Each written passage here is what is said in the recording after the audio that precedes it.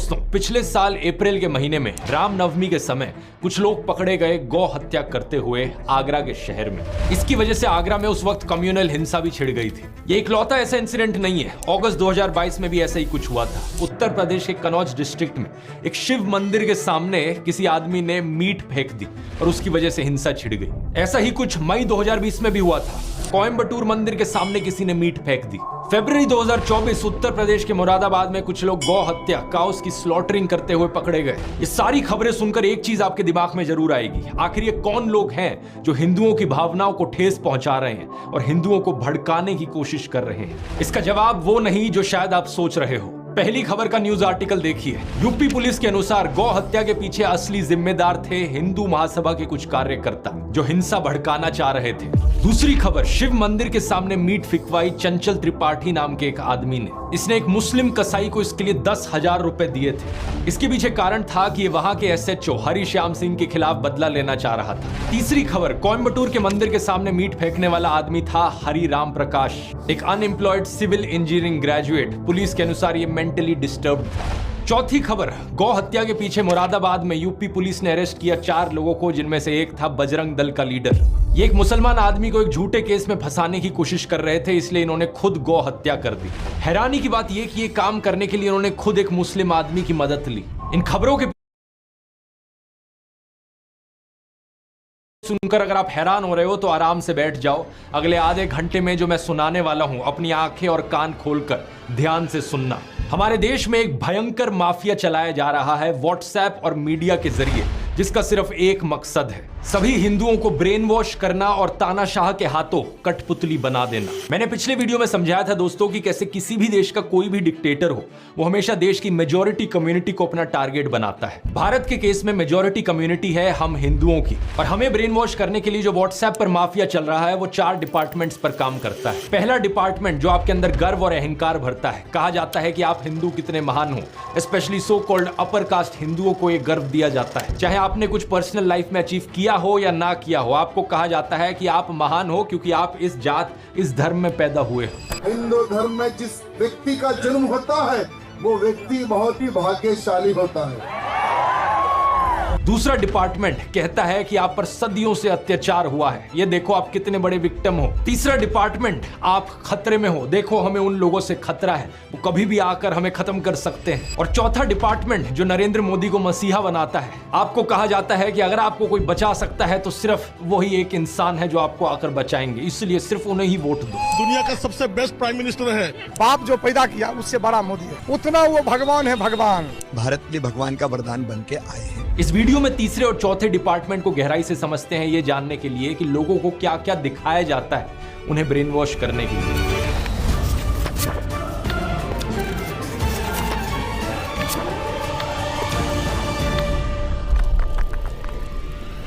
दुनिया भर पर नजर डालें दोस्तों तो डिक्टेटर्स कई देशों में देखे गए हैं, चाहे ये पाकिस्तान हो, जर्मनी हो, चिली हो या रवांडा हो। लेकिन सभी डिक्टेटर्स के द्वारा टारगेट हमेशा मेजॉरिटी कम्युनिटी को किया जाता है। पाकिस्तान के देश में सुन्नी मुस्लिम्स मेजॉरिटी में है, तो उन्हें ब्रेन वॉश करने के लिए झूठी खबरें फैलाई गई कि कैसे देश की बाकी माइनॉरिटीज उनके लिए खतरा बन रही हैं। हिंदू, क्रिश्चियन, सिख, शिया मुस्लिम्स, अहमदिया मुस्लिम्स या फिर सूफी मुस्लिम्स ही क्यों ना हो। 2021 में बीबीसी ने वीडियो रिपोर्ट अपलोड करी थी जिसमें दिखाया गया कि पाकिस्तान की स्कूल की किताबों में कैसा नफरतखोर प्रोपेगेंडा मौजूद है, जिसके जरिए बच्चों के दिमाग में जहर डाला जाता है। उन्हें ये कहानियां सुनाई जाती हैं कि कैसे हिंदूज और सिख्स ने लाखों औरतों बच्चों को मार दिया।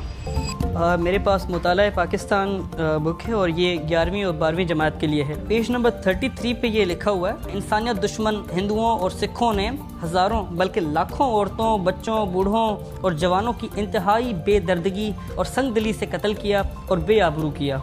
और इतना ही नहीं, यहूदियों को भी इस्लाम का दुश्मन बताया जाता है। इसके अलावा इस 2016 की रिपोर्ट को देखो या फिर इस 2021 की रिपोर्ट को देखो, जिसमें बताया जा रहा है कि कैसे अहमदिया मुसलमानों के खिलाफ भी हेट स्पीच देखने को मिलती है पाकिस्तान में। इस सब नफरत का नतीजा ये हुआ है कि पाकिस्तान आज के दिन बहुत ही बुरी हालत में है। पिछले साल की वर्ल्ड बैंक रिपोर्ट देखो, 40% पाकिस्तानीज बिलो पॉवर्टी लाइन है। बेरोजगारी एक बहुत बड़ी मुसीबत बनी फिर रही है और कुछ ही दिन पहले IMF ने बताया कि पाकिस्तान में इस फिस्कल ईयर में नियरली 25% की इन्फ्लेशन देखी जाएगी। पाकिस्तान की मेजॉरिटी कम्युनिटी सुन्नी मुस्लिम्स को इस नफरत के जाल में फंसकर ब्रेन वॉश होकर क्या मिला? एक ऐसा देश जो रहने लायक नहीं है, जहां लॉ एंड ऑर्डर का कोई नामो निशान नहीं है। मेजॉरिटी कम्युनिटी के अंदर एक डर की भावना जगाने के लिए किस तरीके का खबरों के साथ खेल खेला जाता है, इसका एक अच्छा उदाहरण देखने को मिलता है आज से 100 साल पहले अमेरिका में। साल 1919 की बात है। वॉशिंगटन में एक 22 साल का ब्लैक क्रिमिनल कुछ लोगों पर हमला करता है और चोरी करता है। जिन लोगों पर हमला किया जाता है उनमें से एक स्कूल टीचर थी जो खुद एक ब्लैक औरत थी। इस इंसिडेंट को लेकर एक इंटरेस्टिंग बात यह है कि वॉशिंगटन के जो सारे अखबार थे उस वक्त के, वो या तो इस खबर को रिपोर्ट ही नहीं करते या फिर इसे पूरी तरीके से दबा देते। लेकिन 5 दिन बाद सेम शहर में सेम क्रिमिनल जब एक व्हाइट औरत पर हमला करता है तो सारे अखबारों की ये फ्रंट पेज खबर बन जाती है। इसकी वजह से अगले कई हफ्तों तक वॉशिंगटन में दंगे देखने को मिलते हैं ब्लैक्स और व्हाइट्स के बीच में। 39 लोगों को मारा जाता है और 150 से ज्यादा लोग जख्मी हो जाते हैं। जो एक्चुअल क्रिमिनल था इस केस में, उसका अरेस्ट सिर्फ 1 साल बाद ही देखने को मिलता है जब वो कोई एक नई चोरी करता है। वॉशिंगटन पोस्ट जो उस वक्त भी एक अखबार था, वो 100 साल बाद 2019 में उस इंसिडेंट को लेकर खेद जताता है। आर्टिकल में लिखता है कि उन्हें रिग्रेट है अपने रेशियल पास्ट को लेकर। आज दोस्तों ऐसी ही कहानियां हमारे देश में दोहराई जा रही हैं। कुछ महीने पहले आपने एक खबर सुनी होगी श्रद्धा वालकर की, एक हिंदू औरत जिसे बहुत ही बेरहमी से मार दिया गया उसके मुस्लिम बॉयफ्रेंड आफ्ताब अमीन पूनावाला के द्वारा। शॉकिंग बात यह थी कि इसमें इसकी बॉडी को काट कर फ्रिज में रखा था, लेकिन हमारे गोदी मीडिया ने इस एक इंसिडेंट का इस्तेमाल किया सभी मुसलमानों के खिलाफ नफरत फैलाने के लिए। इसकी वजह से national broadcasting and digital standards authority NBDSA ने 50,000 रुपए का फाइन लगा दिया मुकेश अंबानी के चैनल न्यूज 18 पर। 4 शोज जिन्हें एंकर किया गया था अमीश देवगन और अमन चोपड़ा के द्वारा, इन्होंने नफरत फैलाई थी। 1 लाख रुपए का फाइन टाइम्स नाउ नव भारत पर भी लगाया गया इसी चीज को लेकर। इस इंसिडेंट का इस्तेमाल करके सोशल मीडिया पर भी भरपूर तरीके से नफरत फैलाई गई। एक गोदी इन्फ्लुएंसर ने बॉलीवुड एक्ट्रेस सोनाक्षी सिन्हा की फोटो अपलोड करी उनके मुस्लिम दोस्त के साथ। श्रद्धा की खबर को देखते हुए शत्रुघ्न सिन्हा ने दहेज की लिस्ट से फ्रिज को हटा लिया है। सुदर्शन न्यूज ने एक प्रोग्राम चलाया जिसकी हेडलाइन थी मेरा अब्दुल ऐसा नहीं है की हकीकत। एक और गोदी इन्फ्लुएंसर ने ट्विटर पर पोस्ट किया आपका अब्दुल भी वैसा ही है। जी न्यूज ने ट्वीट करके प्रोग्राम चलाया मेरा अब्दुल वैसा नहीं है वालों के लिए सबसे बड़ा सबक है ये केस। और ऑफ कोर्स व्हाट्सएप माफिया ने भी अब्दुल शब्द का इस्तेमाल करके बहुत सारे जहरीले मैसेजेस फैलाए। ये सारे पोस्ट और मैसेजेस सिर्फ एक चीज साबित करना चाहते हैं कि हर एक मुसलमान आदमी एक पोटेंशियल खूनी है। अब्दुल शब्द का प्रयोग यहाँ पर सभी मुसलमानों को डिनोट करने के लिए किया जा रहा था। कुछ ही दिन पहले एक और ऐसी खबर आई कर्नाटका से, जहां पर एक मुस्लिम आदमी फयाज ने एक हिंदू लड़की नेहा को मार दिया। एक बार फिर से ये सारे गोदी इन्फ्लुएंसर्स और व्हाट्सएप माफिया को चलाने वाले एक्टिवेट हो गए और सभी मुसलमानों के खिलाफ नफरत उगलने लग गए। मकसद सिर्फ एक, हिंदुओं को ब्रेन वॉश करो और हिंदुओं के अंदर डर बिठाओ कि हिंदू खतरे में है और हमें अगर इस खतरे से बाहर निकलना है तो मोदी को वोट देना होगा। अब जिन लोगों को ब्रेन वॉश ऑलरेडी किया जा चुका है उन्हें इस चीज में कुछ भी गलत नहीं लगेगा। वो कहेंगे क्या गलत है इसमें, ये मर्डर यहाँ पर हुआ, मुसलमान ने किया, ये सारे मुसलमान ऐसे ही होते हैं। उन्हें अगर आप बोलने की कोशिश करोगे तो सिर्फ 1-2 इंसिडेंट्स है, वो आपको 10 ऐसे इंसिडेंट्स गिना देंगे। शारदा आफ्ताब, नेहा फयाज, साक्षी साहिल खान, निकिता तौसीफ, अरशद प्रभा, अंकिता शाहरुख, रितिका सईद, मानसी दीक्षित, मुजम्मिल, इन सभी केसेस की लिस्ट सुनाने के बाद ये आपसे कहेंगे ये देखो कहा था ना मैंने, ये सारे मुसलमान ऐसे ही होते हैं, ये सारे के सारे पोटेंशियली खूनी होते हैं। क्या है इसके पीछे का सच, इस खबर को देखो। श्रद्धा वालकर के केस के 2 हफ्ते बाद एक और केस हुआ था पांडव नगर में। अंजन दास नाम के एक आदमी को उनकी पत्नी पूनम के द्वारा मार दिया गया और श्रद्धा के केस की तरह उसकी भी बॉडी को काट कर फ्रिज में स्टोर किया गया। इतना ही नहीं, इसके 3 महीने बाद इस खबर को देखिए। नजफगढ़ के पास मित्राऊ गांव में साहिल गहलोत ने अपनी live in partner Nikki Yadav को मार दिया। मारने के बाद उसकी बॉडी को अपने ढाबा में फ्रिज में रखा। सेम दिन उसने एक शादी भी कर ली। इन दोनों केसेस की डिटेल्स बिल्कुल वही श्रद्धा आफ्ताब केस वाली डिटेल्स हैं। सिर्फ एक फर्क है, इन दोनों केसेस में कोई हिंदू मुस्लिम का एंगल नहीं है जैसा उस वाले में है। इसलिए आपने इन खबरों के बारे में कहीं सुना ही नहीं होगा और ना ही मीडिया वालों ने इस खबर को चलाया होगा। इस रिपोर्ट को देखिए। बिहार के वैशाली डिस्ट्रिक्ट में अमन कुमार सिंह ने एक 17 साल की लड़की सोनम परवीन को मार डाला। हिंदू लड़का मुस्लिम लड़की, इसलिए गोदी मीडिया इसकी बात करेगा ही नहीं। न्यूज 18 हिंदी की वेबसाइट पर एक खबर जरूर छपी, लेकिन इन्होंने लड़के का नाम नहीं लिखा। बस ये लिखा कि हत्या के पीछे प्रेम प्रसंग की आशंका जताई जा रही है। यूपी के शामली डिस्ट्रिक्ट से इस खबर को देखिए। नाइमा उर्फ ईशा अपने घर से भाग गई और एक लव मैरिज करी अंशु के साथ। अंशु एक शार्प एज हथियार से ईशा पर हमला करता है और इसे मारने के बाद उसकी बॉडी कुएं में फेंक देता है। वहां के एसपी ने इंटरोगेशन के बाद बताया कि हस्बैंड अंशु ने अपना गुनाह कबूल किया। रसूलपुर गांव की इस न्यूज रिपोर्ट को देखिए। 20 साल की गुलनाज खातून को जिंदा जला दिया गया एक आदमी और उसके दोस्तों के द्वारा, क्योंकि उसने मैरिज प्रपोजल रिफ्यूज कर दिया था। यहाँ अक्यूज्ड कौन था? सतीश कुमार राय। पिछले साल जब साक्षी और साहिल खान की खबर मीडिया में फैलाई जा रही थी तो उससे कुछ दिन पहले एक और वैसा ही इंसिडेंट हुआ था। बिहार का एक लेबरर रामानुज साहू सूरत गया अपने परिवार से मिलने। उसका अपनी पत्नी रेखा के साथ झगड़ा हुआ और उसने रेखा पर 10 बार चाकू से वार किया। जब उसकी 19 साल की बेटी ने अपनी मां को बचाने की कोशिश करी तो उसने उसे भी मार डाला। नजफगढ़ की इस खबर को देखिए। विपुल सिंह नाम का आदमी खुले में धमकी देता है कि वो मुसलमान औरतों को मोलेस्ट करेगा और मारेगा। दिल्ली पुलिस और एनसीडब्ल्यू ने इस पर कॉग्निसेंस भी लिया। या फिर 5 महीने पहले की कर्नाटका की इस रिपोर्ट को देखिए।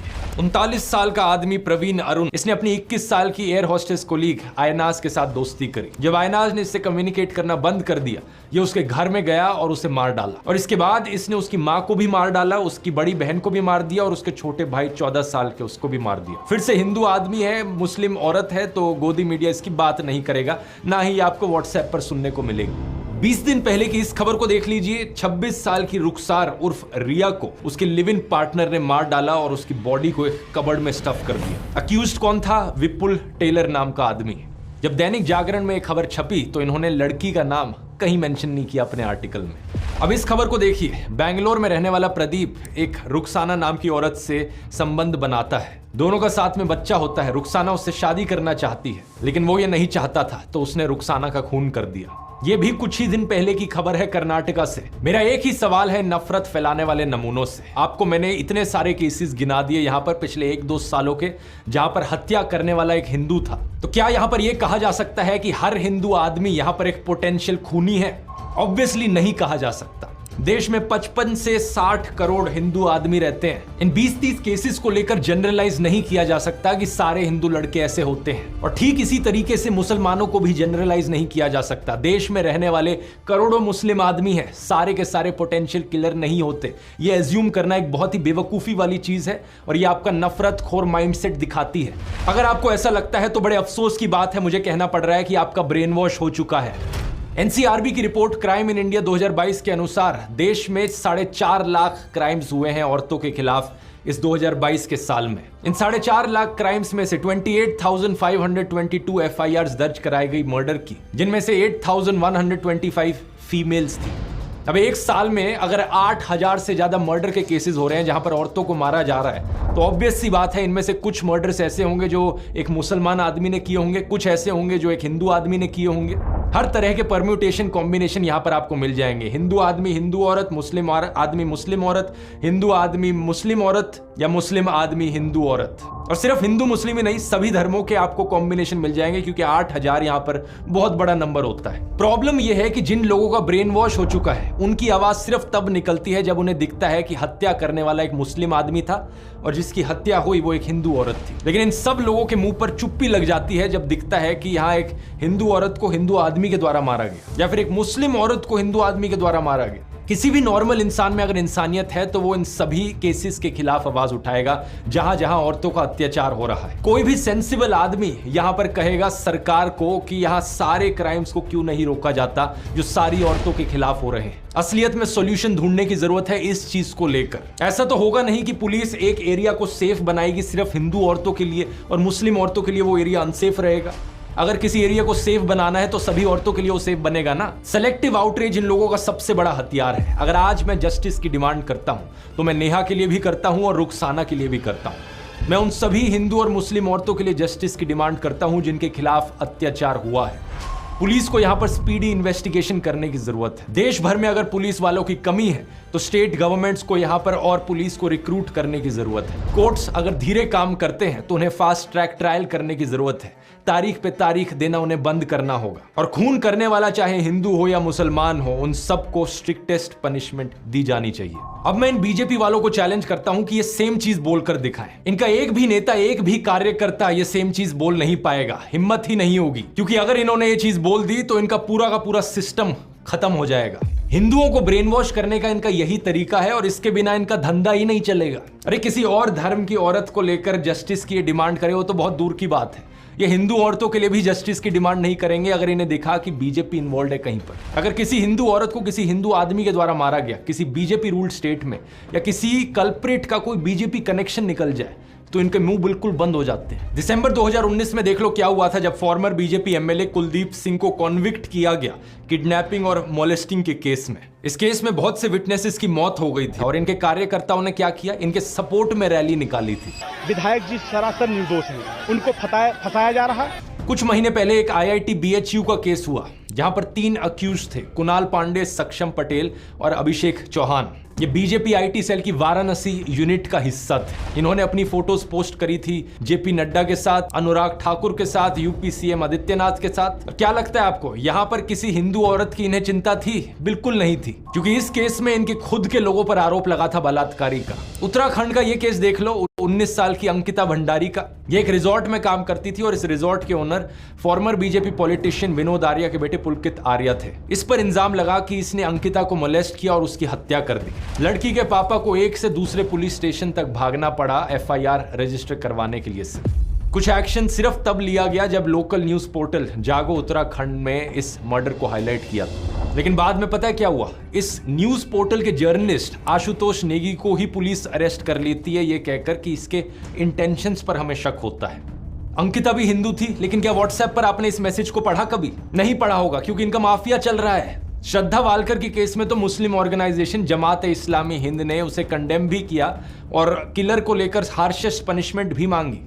नेहा फयाज के केस में अंजुमन इस्लाम कम्युनिटी के मेंबर्स ने कर्नाटका चीफ मिनिस्टर को लेटर भी लिखा, ये कहते हुए कि हम अक्यूज्ड फयाज के खिलाफ सीवियर पनिशमेंट की मांग करते हैं। लेकिन जो व्हाट्सएप फॉरवर्ड्स आपके फोन में हर दिन हर शाम को आ रहे हैं, वो व्हाट्सएप फॉरवर्ड्स आपको ये चीजें नहीं बताएंगे, क्योंकि उनका मकसद सिर्फ आपको ब्रेन वॉश करना है।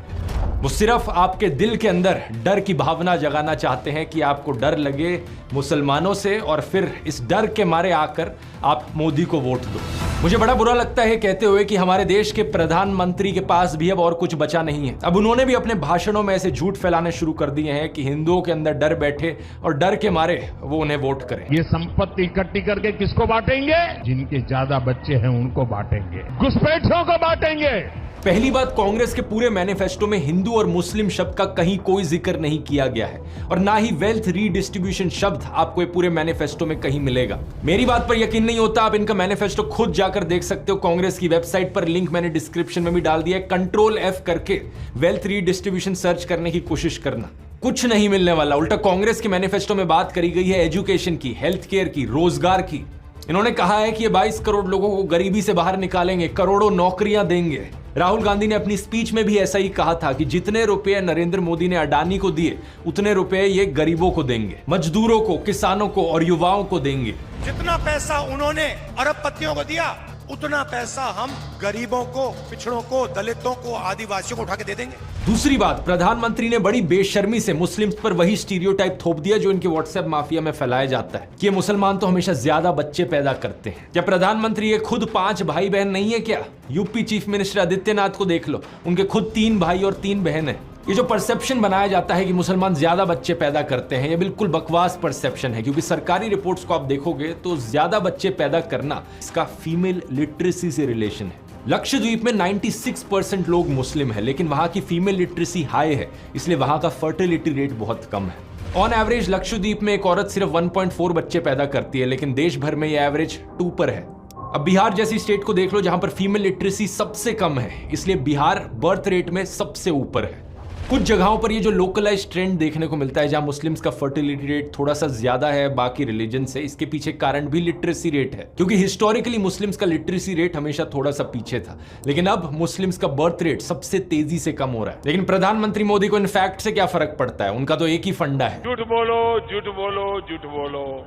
हमें सभी हिंदुओं को जागरूक करने की जरूरत है दोस्तों। जब ये डर का माहौल बनाने के लिए इनके पास असली खबरें खत्म हो जाती हैं, तो ये झूठी खबरें फैलाना शुरू कर देते हैं। श्रद्धा वालकर के केस में रशीद खान नाम के एक आदमी का केस निकल कर आया था। एक ऑन ग्राउंड न्यूज रिपोर्टर ने रशीद खान नाम के एक आदमी से बात करी जो श्रद्धा वालकर के मर्डर को जस्टिफाई कर रहा था। उसके खिलाफ एक FIR दर्ज करी गई और जब पुलिस ने उसे अरेस्ट किया तो पता है क्या पता चला? उस लड़के का नाम एक्चुअली में विकास कुमार था। रशीद खान बनने का नाटक कर रहा था वो। एक और ऐसा ही केस सामने आया जब एक फेसबुक पोस्ट वायरल होने लगी राजिया बानो नाम के यूजर नेम के साथ। इस पोस्ट में जस्टिफाई किया जा रहा था कि हिंदू औरतों के खिलाफ कुछ हो तो वो ठीक है, रिवेंज है। कुछ हिंदू अकाउंट्स ने बड़ी आउटरीच करी इसको लेकर कि ये मुसलमान हम लोगों से इतना नफरत क्यों करते हैं। और जब इस चीज का फैक्ट चेक किया गया तो पता लगा कि यूजर नेम गलत था। राजिया की जगह राजिया लिख रखा था और प्रोफाइल पिक के बारे में सर्च किया तो पता चला कि ये राजिया के यूजर नेम के पीछे एक पवन शर्मा नाम का आदमी था। इस बंदे की एक और पोस्ट मिली तो किसी ने कमेंट कर रखा था, शर्मा जी नाम क्यों बदल लिया?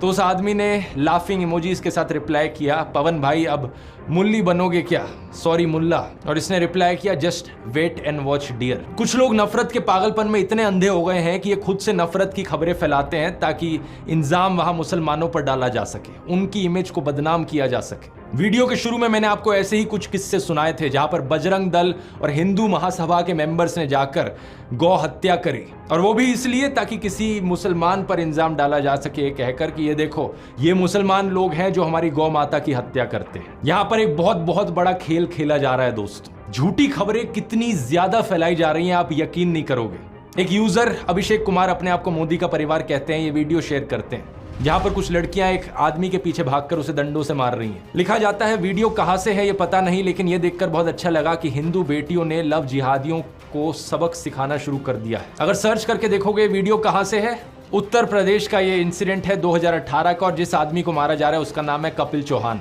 क्योंकि वो लड़कियों को छेड़ा करता था। बात यहाँ पर ये नहीं है कि मुस्लिम ईव टीजर्स नहीं हो सकते, बिल्कुल हो सकते हैं। ऐसे भी मुस्लिम होंगे जो अपनी आइडेंटिटी हिंदू नामों के पीछे छुपा कर रखते हैं और हिंदू लड़कियों को ट्रैप करने की कोशिश करते हैं। जैसे कि जुलाई 2022 का केस यूपी के आजमगढ़ में। ऐसे भी मुस्लिम्स हैं जिन्होंने हिंदू मंदिरों के सामने कुछ गलत किया है, जैसे कि ये वेस्ट बंगाल टेम्पल का केस जहां पर एक मुस्लिम आदमी ने उसके सामने पेशाब कर दिया था।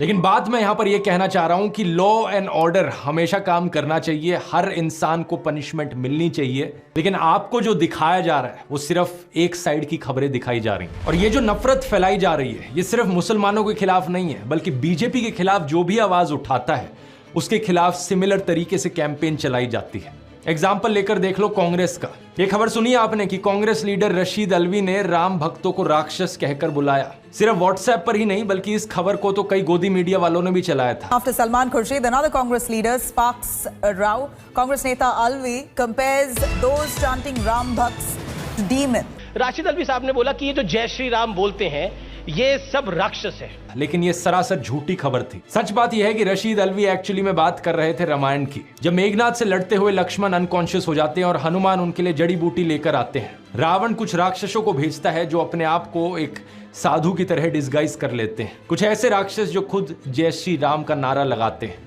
यही चीज उनके द्वारा कही जा रही थी कि ये कुछ लोग जो राम का नाम ले रहे हैं ये असल में राक्षस हैं साधुओं के फेज में। वो अप्सरा बन जाती है और वो हनुमान जी से कहती है, हनुमान क्यों वक्त खराब कर रहे हो? तुम्हें तो सूरज निकलने से पहले जाना है संजीवनी बूटी लेकर। और ये जो सामने बैठा है जय श्री राम कह रहा है, मुनि नहीं, ये निश्चर घोरा, ये मुनि नहीं है, ये तो घोर राक्षस है। मैं आपसे बस इतनी बात कह के अब आपसे विदा लूंगा कि आज भी बहुत लोग जय श्री राम का नारा लगाते हैं, वो सब मुनि नहीं, वो निश्चर है।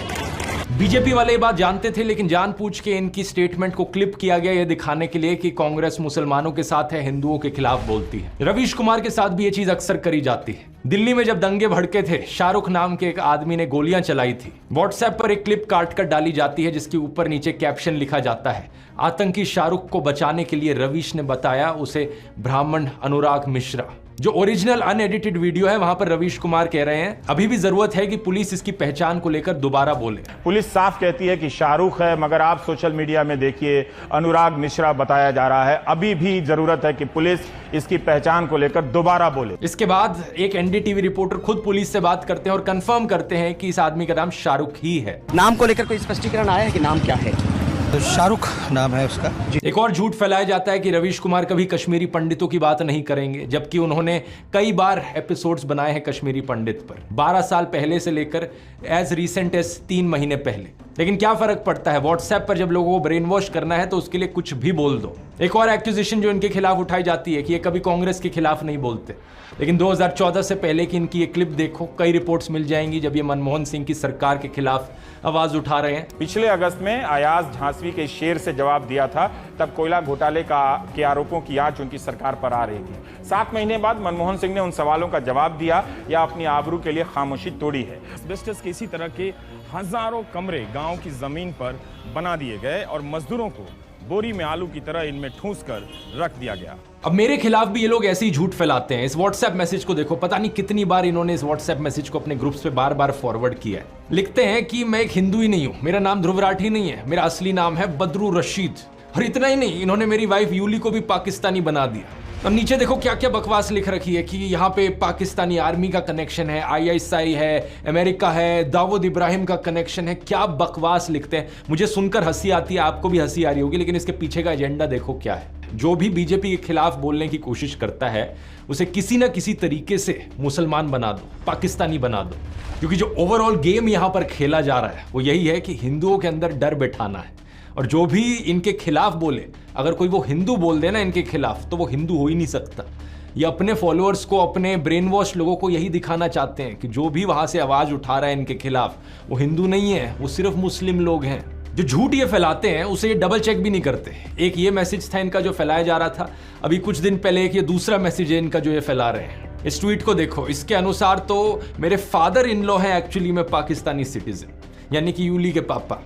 फिर लिखते हैं कि यूली इकलौती बेटी है उनकी। ये चीज भी झूठ है। अगर इन्होंने मेरे व्लॉग्स देखे होते तो इन्हें पता होता कि वो इकलौती नहीं है। मतलब कुछ बिलीवेबल तो हो जो कह रहे हो, लेकिन अनफॉर्चुनेट चीज ये है कि जो लोग ब्रेन वॉश्ड हो चुके हैं इनके माफिया के अंडर आकर, उन्हें इससे फर्क ही नहीं पड़ता। ये एक लॉजिकल सेंसिबल दिखने वाली झूठी कहानियां क्यों बनाने में टाइम वेस्ट करें, जब इनके जो लोग व्हाट्सएप मैसेजेस पढ़ रहे हैं वो इन बेसर पैर की झूठी कहानियों से ही कन्विंस्ड हो जा रहे हैं। व्हाट्सएप माफिया का तीसरा डिपार्टमेंट कुछ इस तरीके से लोगों के अंदर डर बिठाता है कि उनकी सोचने समझने की शक्ति बिल्कुल स्विच ऑफ हो जाती है।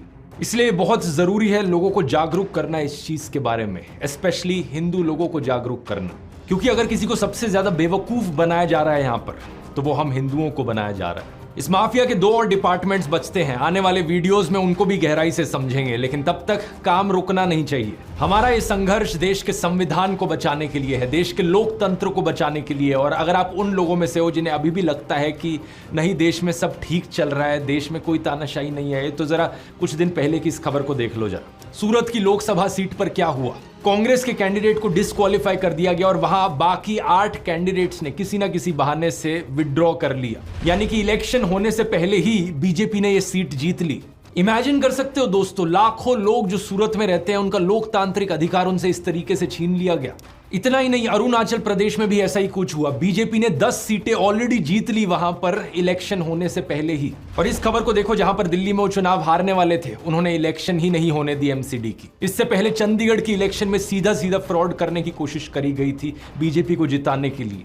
मतलब समझ रहे हो आप इस सब का दोस्तों, जो पहले चंडीगढ़ में हुआ, जो आज सूरत में हुआ, वो कल पूरे हिंदुस्तान में होगा अगर इन्हें इसी तरीके से जीतने दिया गया तो। 1 नेशन 1 इलेक्शन तो सिर्फ दिखावे का फंडा लगता है। अगर देश इसी तरीके से आगे बढ़ता रहा तो यहां पर जल्द ही 1 नेशन 0 इलेक्शन होगी। चुनाव होने से पहले ही बीजेपी के कैंडिडेट्स जीतते जाएंगे। क्या आप ऐसा देश देखना चाहते हो जहां पर इलेक्शन के कोई मायने ही ना रह जाएं? इस चुनाव में दोस्तों हमें अपनी पूरी जी जान लगानी होगी देश के लोकतंत्र को बचाने के लिए। मैंने तो अपना पूरा करियर यहां दांव पर लगा दिया है, क्योंकि मैं चुप नहीं बैठ सकता। मैं देश को ऐसी हालत में गिरते नहीं देख सकता। इसलिए मैं बार बार कह रहा हूं, अपनी आवाज उठाओ, क्योंकि शायद दोबारा कभी मौका ना मिले। 3 स्टेप्स मैं आपको दोबारा से बताना चाहूंगा। स्टेप 1, मेरे व्हाट्सएप चैनल को जाकर ज्वाइन करो। इसका लिंक इस QR कोड में मिल जाएगा, या लिंक डिस्क्रिप्शन में भी है। अगर ये लिंक आपके लिए खुल नहीं रहा तो व्हाट्सएप ऐप को अपडेट करो अपने फोन पर। चैनल ज्वाइन करने के बाद बेल आइकन दबाओ नोटिफिकेशन का। हमारा मिशन है 100 करोड़। हम व्हाट्सएप पर एक ऐसी आंधी लेकर आएंगे सच की कि इनका ये पूरा व्हाट्सएप माफिया दब जाएगा।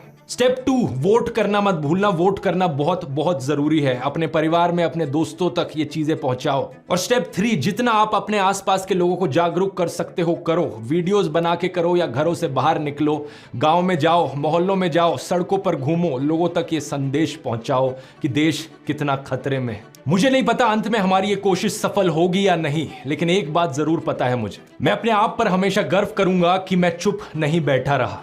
मैंने अपनी तरफ से पूरी कोशिश करी, आखिरी दम तक कोशिश करी। जय हिंद।